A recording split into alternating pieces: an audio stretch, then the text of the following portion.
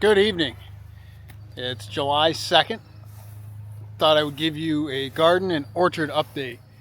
We've been working outside all day today. It's finally cooled off after dinner. I'm going to take a little walk around and give you a little update. So we'll start in the crop garden or the market garden. This is normally where we do the majority of our animal food. We will do peppers in here, which we have this year in the first row. These are all bell peppers and our hot shishito peppers. But this year, as you can see, the weeds have won on this side of the bed. Like I said, it's July 2nd, so we're just going to focus on the fall garden at this point. We shaped 4 beds on this side. The crabgrass, which we've never had a problem with before, has overtaken this bed, and it was covered with a silage tarp for over 6 months. So normally I'm good there, but I usually have these beds shaped in the fall and then silage tarp them throughout the winter, and they're ready to go, ready to plant. This year, however, I had the chickens in here late and I did not do that. So what we've got going on right now are our overflow replants that you saw us start. I'll link that video up here. We've got broccoli, lettuce, Swiss chard, and mango wurzel beets. In this row, we started our corn. In this row here, I'm not seeing a ton of good germination as far as corn is concerned. What I am seeing is regrowth from last year. Yes, some tomatoes in here, but we planted what's called, I think it's called prism chard, or oh shoot, what is it? Yeah, I'll do some digging on the actual name of it, but it looks like that's got germinated in the rows. But we did plant this in corn. Some of the stuff's come up. You can see that a lot of it is just, you know, that weedy stuff that we don't want. We've got a ton of crabgrass we're trying to clean out of here. Yeah, it's just crazy. And then this is I think it might be called everlasting chard maybe, but that's where that is. You know, and they're in perfectly straight rows. So I don't know. We'll see how it turns out. But if you've never heard or seen these before, these are called mango wurzel beets or fodder beets. We've grown these the past 2 years. They've done really well for us. You get a 10 to 15 pound beet and they grow really, really well. So that's kind of paired with our other chard, our other lettuces that we have going. A few broccoli plants. But yeah, the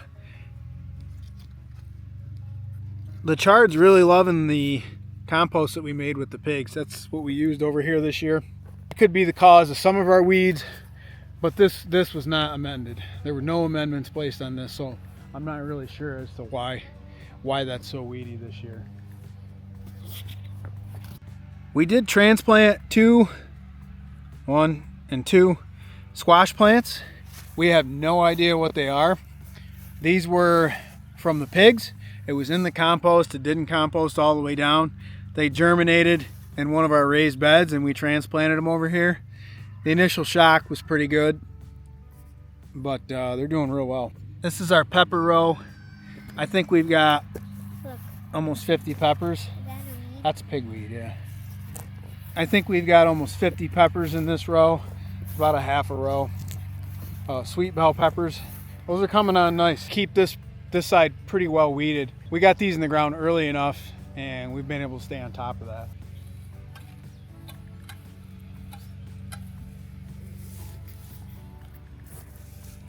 So where he just weeded, you can kind of see that the quality of the dirt is really, really good. We've got some good soil. I think this is 3 years in the making. The amendments we've done, the compost we've brought in is definitely working. This is just one of those years I'd like to take a match to this and be done with it. The weeds are definitely winning, is right. So let's take a little walk through of our raised beds. These are jamming. We pulled a couple lettuces that bolted earlier today. The heat tolerant lettuce that we seeded earlier this year is doing really well.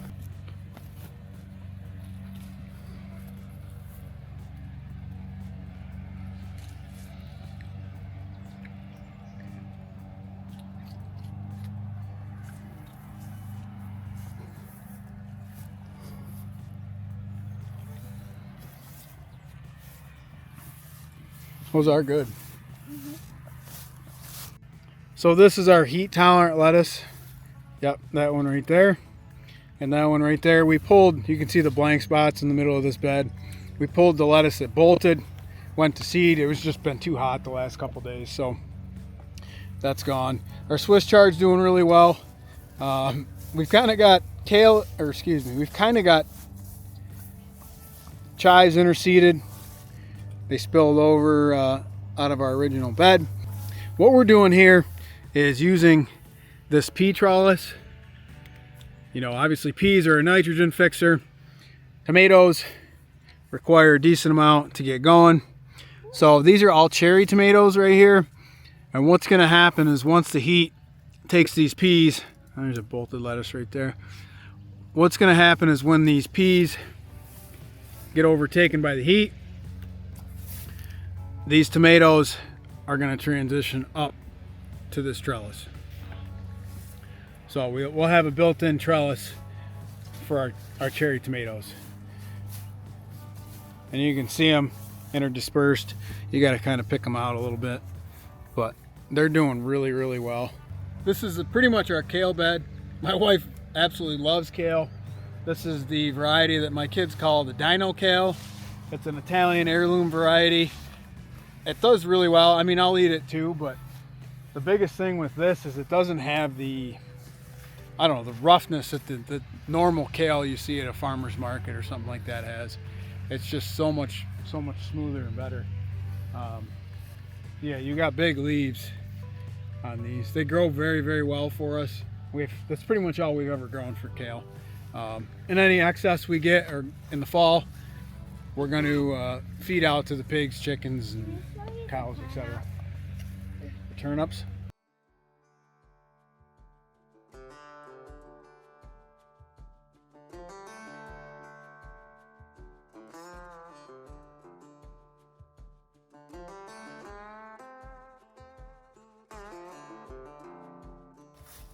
So we're over here in our sacrifice area where we had the pigs and chickens.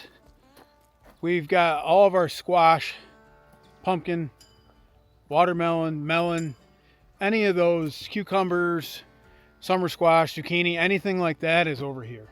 This is the first year we've tried it. We're gonna see how it goes. Looks like they're doing pretty well.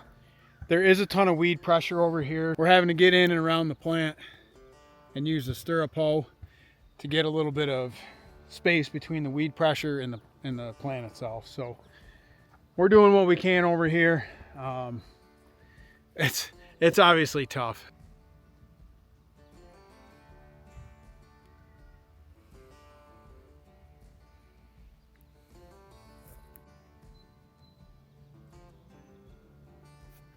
With the amount of moisture that we've had, obviously your plants are going to grow, but so are the weeds. So what we've been doing is just what we can. The kids are out of school. We're keeping them home for the most part this summer, aside from a couple camps. But we're doing what we can. We're going to continue to weed, continue to do what we do. Vacation is going to be hit or miss with these.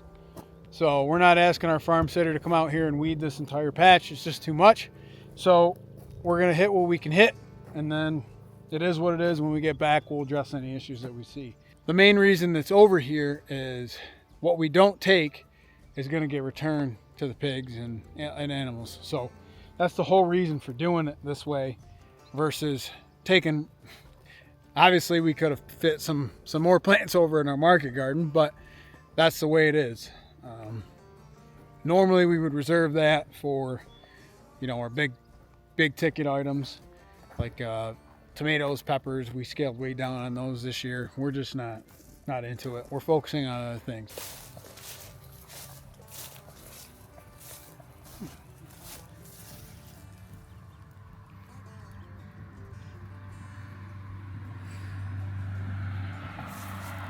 So we're back over here in the orchard.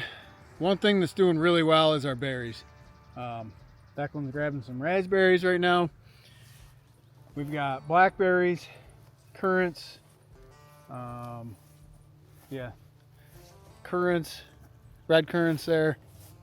Our perennial herbs are jamming as well. We've got blueberries down here, little guys from last year that we planted. They're doing pretty good. Hascaps. It's kind of like a cross between a blueberry. They're not quite ready, but our berries are doing really well.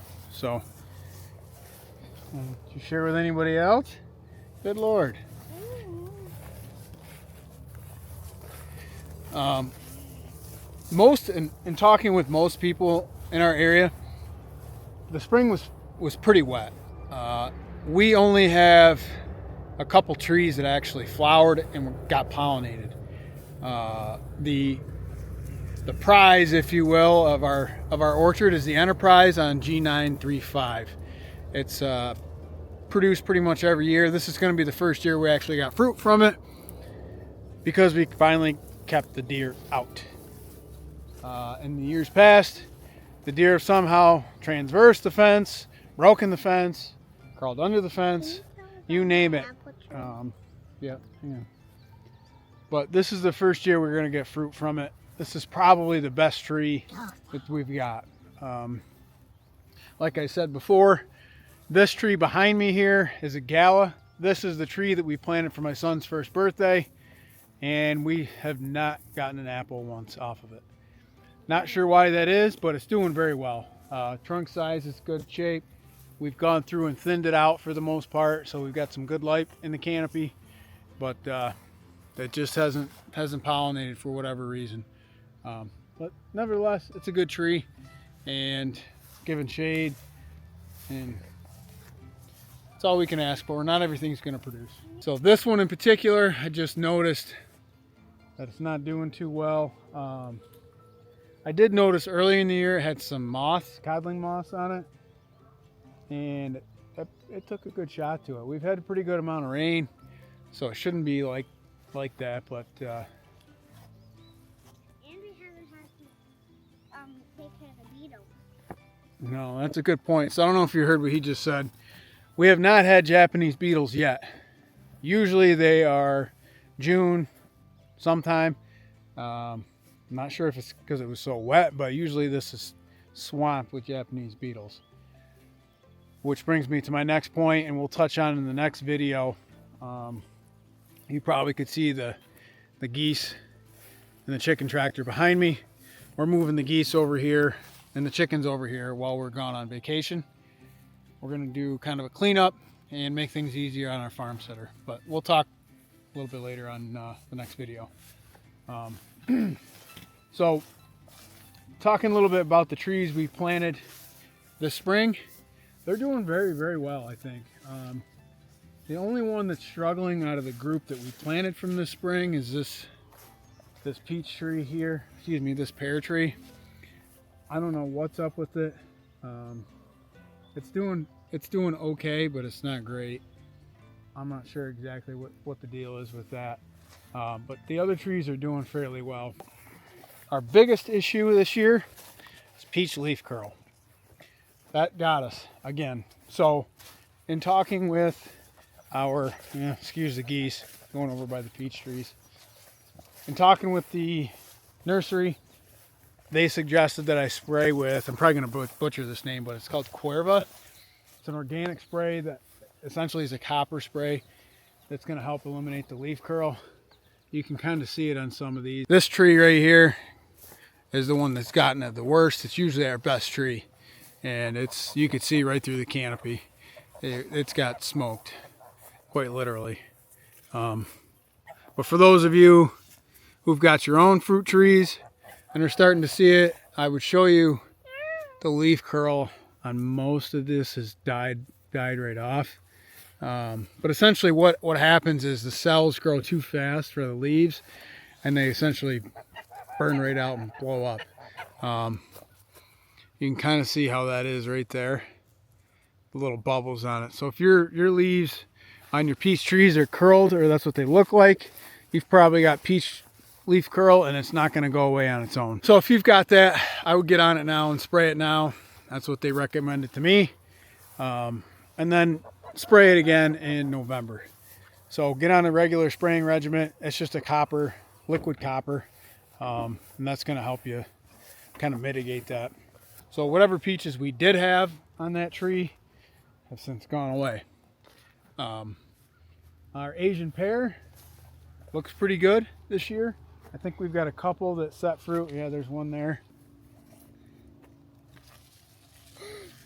I actually like those. So, I mean, not a lot. And then, again, talking to, a couple landscape friends and a couple people who have orchards, they didn't set fruit either. And I thought it was something I did wrong, and it still could be, but just knowing that it's a common theme in this area this year, I'm good with it. And we're going to keep trying, keep plugging away and do what we can, keep amending the soil here, and just kind of working with what we've got.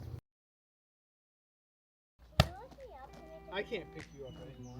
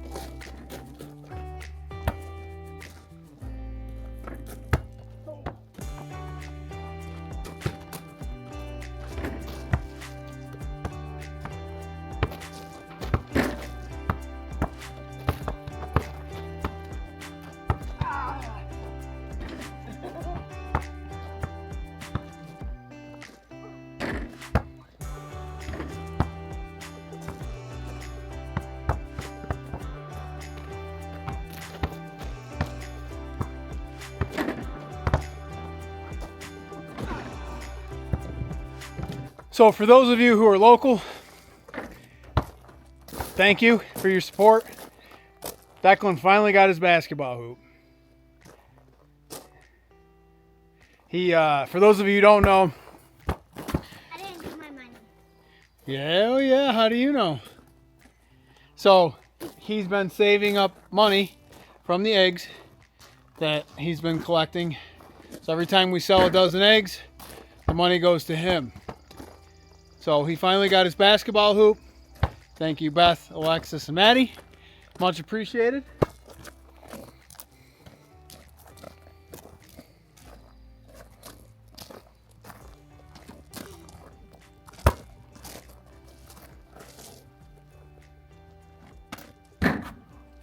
Nice shot.